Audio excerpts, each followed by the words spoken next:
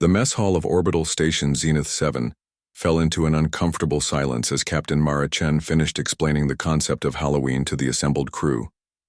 She'd been enthusiastic about it, maybe too enthusiastic. The holographic jack-o'-lantern floating above her presentation tablet grinned with pixelated menace. So let me understand this correctly. Ambassador Thelix of the Coordination spoke slowly, his translator struggling with the concept. Human younglings dress as frightening entities and demand tribute from adults under threat of minor vandalism? Well, when you put it like that, Mara started. And this is considered wholesome family entertainment. The candy part is the important bit, Mara insisted, pulling up images of costumed children with pillowcases full of sweets. It's about community, creativity, and fun. The scary part is just play acting. What Captain Mara hadn't accounted for was the presence of the vakran delegation in the audience. The vakran were apex predators from a high-gravity world, standing nearly 8 feet tall with retractable claws and sensory whiskers that could detect a heartbeat from 30 meters away. Their society valued the hunt above all else, and they'd only recently joined the Galactic Coordination after centuries of isolationism. Their young, called cubs, were being carefully integrated into station life as part of a cultural exchange program. Kerr, the smallest of the vakran cubs at only 6 standard years old, sat transfixed by the presentation. His large amber eyes reflected the dancing, holographic images of werewolves, vampires, and zombies. His tail, usually kept in a polite curl, began to swish with barely contained excitement. The humans, Kerr whispered to his clutchmate. They have formalized the hunt ritual for their young. It's just pretend, his clutchmate hissed back nervously. But look. Kerr pointed at an image of teenagers in elaborate horror makeup. They even mark themselves with threat displays. And the adults willingly give tribute to avoid the trick. This is sophisticated pack behavior. The briefing ended with polite applause and several confused diplomatic queries. Captain Mara thought she'd done a decent job explaining Earth culture. She was wrong.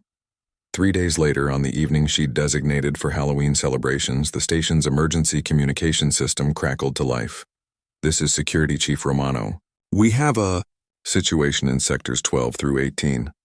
Multiple reports of vakran cubs in unauthorized areas, wearing what appear to be improvised costumes, and there was a pause, the sound of screaming in the background, and they're hunting. Mara's blood ran cold. Define hunting. They're chasing station personnel, demanding tribute or tricks on, and they're taking the hunt aspect very seriously. Captain, they're coordinating like a pack. We've had to evacuate half of Section 15. Mara grabbed her tablet and pulled up the security feeds. What she saw would have been hilarious if it weren't so terrifying. Kerr had fashioned himself a costume that could only be described as a vampire-werewolf hybrid.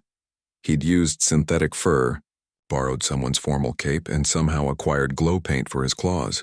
Behind him, 5 other vakran cubs had created their own monstrous outfits. Zombies with trailing bandages, a ghost made from a repurposed lab coat, and what appeared to be a very enthusiastic interpretation of Frankenstein's monster. They moved through the corridors with predatory grace, their natural hunting instincts channeled into this new ritual. When they encountered a lone Corellian scientist, they dropped from an overhead maintenance shaft with perfectly synchronized timing. Trick or treat, Kerr howled, his voice translator adding a harmonious growl. The Corellian, all 4 of his eyes wide with terror, threw his entire lunch container at them and ran. The cubs caught it mid-air, examined the contents with professional interest, and continued their hunt. This is a disaster, Chief Romano muttered over the comm. We're getting evacuation requests from 3 sectors now. But then something unexpected happened. A group of human engineers watching the chase on a security monitor started laughing. One of them, a young woman named Torres, grabbed a bowl of candy she'd been saving for the Halloween party. "Oh, come on," she said to her colleagues. "They're just kids trying to participate." "This is adorable. Adorable," her supervisor squeaked. "They're apex predators." "So are house cats, technically." Torres stepped into the corridor just as the pack rounded the corner. She held up the bowl. "Trick or treat?" Kerr skidded to a halt, his claws scraping the deck plating. His ears swiveled forward with interest. You're participating in the hunt?" "Best Halloween costume wins extra candy," Torres announced. And you, little dude, are clearly winning. The cub's tail began to wag, a gesture the vakran used to show pleased excitement. We're performing the ritual correctly? Absolutely. Very scary. Much frightened. Torres distributed candy to each cub, who accepted it with solemn dignity. Word spread faster than the evacuation orders. More humans emerged from their quarters with hastily assembled candy bowls, homemade treats, and even some leftover rations that would pass as tribute. They positioned themselves in the corridors, turning the chase into an actual trick-or-treat route. The Corellian scientist who'd fled earlier, now understanding what was happening, returned with a container of crystallized honey nectar. For the, impressive hunters, he said nervously. Kerr approached him with measured steps, then performed a small bow, a vakran gesture of respect. You honor the ritual. Your tribute is accepted. By the end of the evening, Station Zenith 7 had split into two clear groups, those who'd evacuated to the central hub in confusion and mild terror, and those who'd joined what was now being called the Great Halloween Hunt. The latter group was having the time of their lives, sharing candy, comparing costume ideas, and teaching the vakran cubs the finer points of saying thank you after receiving treats. Captain Mara found Kerr in the main promenade, his candy bag, fashioned from a cargo net, nearly overflowing. The cub was exhausted but radiating satisfaction. Did we perform the Earth ritual correctly, Captain? He asked, his translator barely keeping up with his tired mumbling. Mara crouched down to his level. You know what? You did it perfectly. Maybe a little too perfectly. Next year, Kerr said, his eyes already closing, we should add more participants.